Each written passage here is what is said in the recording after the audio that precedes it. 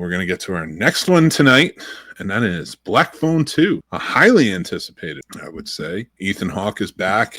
Mason Thames is back. Everybody's back for this. The entire cast comes back. That was part of the last one in the survival zone, and even Ethan Hawke. If you watch the last one, you kind of know what happened. Grabber and that, and but he is back for this one in full force. He is there throughout the entire thing. This one takes it to a very different direction. Whereas you have this serial killer who's kidnapping young boys and locking them in his basement, and we see that unfold and kind of what he does and how he acts, and a little bit of his backstory come about when you're watching this through the eyes of Mason Thames' character Finney in that first one. In this one, we get the effects of it. We're starting to see how the trauma is really sinking in with Finney, his sister, his father, and everyone else that was sort of like connected or involved. My thing is, it becomes a little bit too supernatural and surreal from the first one, which I thought was one of the best horror movies of the past 15 years, hands down. Maybe even the past 25. I could probably go farther. And it's almost felt like a little bit forced. Like a studio really wanted a sequel to this movie that clearly had an ending. And where do you take it? Now, I'm not against horror movies going to this surreal place in their sequel. We've seen it and we've accepted it in Friday the 13th, Nightmare on Elm Street, The Shining even, things like that.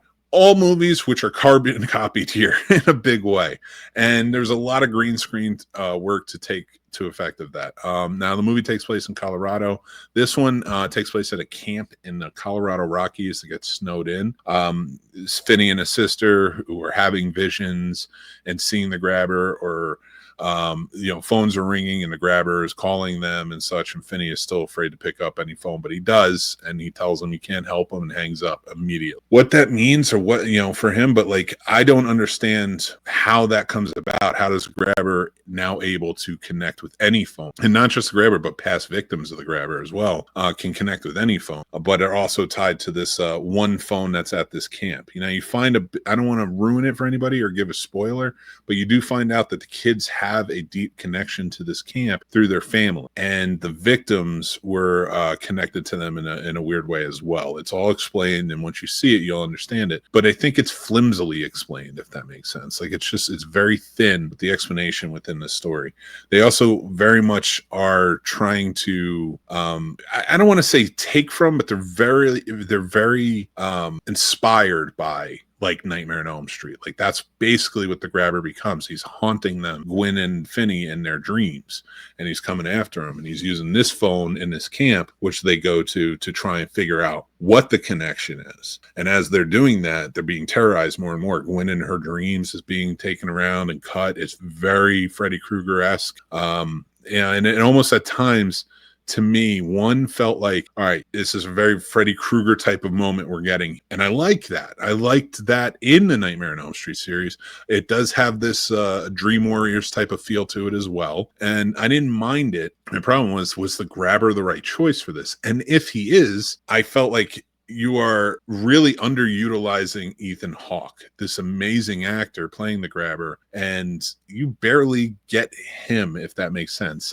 Ethan Hawke is kind of relegated to a Freddy Krueger-esque type character without, like, the fun dialogue, in the sequels and stuff like that. And I still found myself throughout watching this asking that question: does this fit within the physics the Black Phone sort of set up within that first movie? And it doesn't. It feels kind of jarring at times where you're watching it, and that's why I took some points off for this.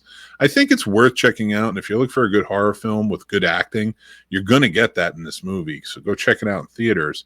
And it's dark and it's twisted, and they do bring some gore and some fun to it. So I think it is fun watch for any horror fan, and especially ones that like the first one, to go see this. But if this is the direction they're taking it, then go all in.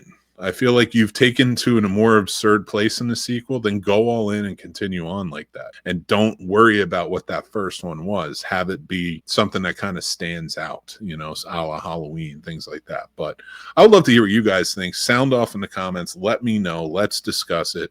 Did you like the Black Phone 2? What's your rating for it? Let me know, and let's talk about it. Like I said, thanks for watching and hanging out with us.